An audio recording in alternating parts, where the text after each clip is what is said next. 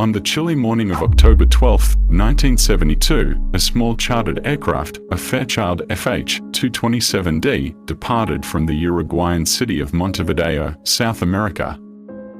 The passengers, mostly members of the Old Christians Club, a Uruguayan rugby team, were excited about their journey to Santiago, Chile, for a rugby match. Little did they know that their adventure would take a harrowing turn.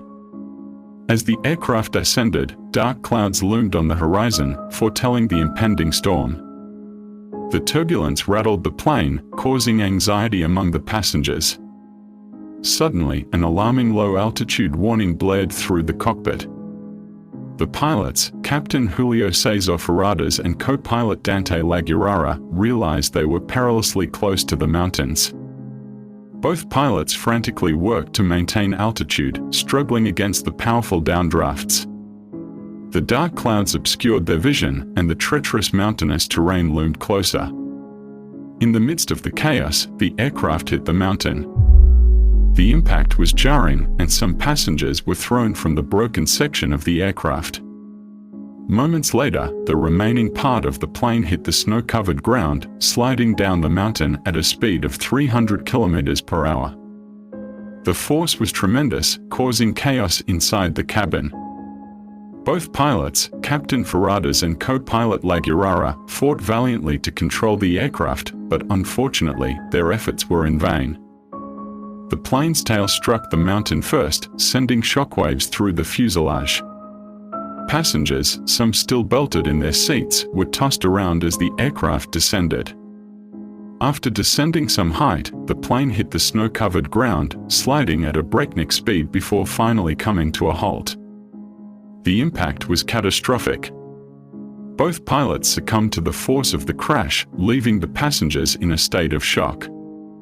Surprisingly, though badly injured, most of the passengers survived the initial crash. The wreckage was scattered across the snowy landscape, and the survivors found themselves facing a daunting reality in the unforgiving Andes Mountains. Amidst the wreckage, the injured passengers worked together to assess the situation. With the pilots gone, they faced the challenge of surviving in the harsh mountain environment. The weather conditions were relentless, and the survivors huddled together for warmth and support. Days turned into weeks as the survivors awaited rescue, but it became apparent that help was not on the horizon. The limited supplies were rationed, and the passengers had to rely on each other and the little nature offered in the desolate landscape. As the days stretched into a desperate struggle for survival, the survivors faced the grim reality of their situation.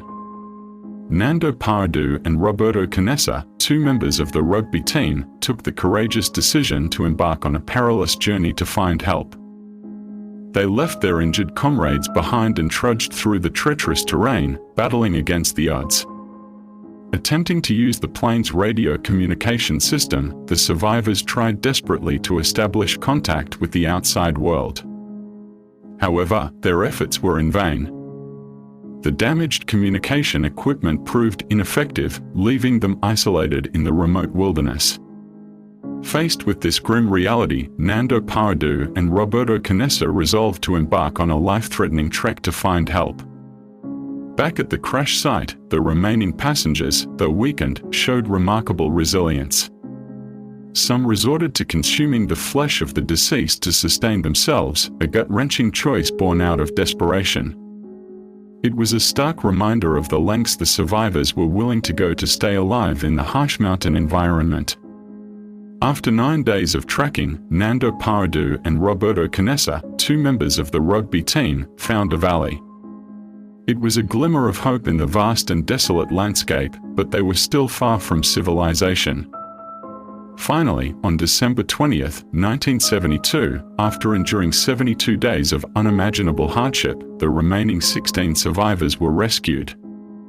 Their story of resilience, sacrifice, and survival against all odds became an enduring testament to the strength of the human spirit. The Uruguayan Flight 571 crash remains a haunting chapter in aviation history, where the will to live triumphed over the harshest of circumstances, leaving an indelible mark on the survivors and the world.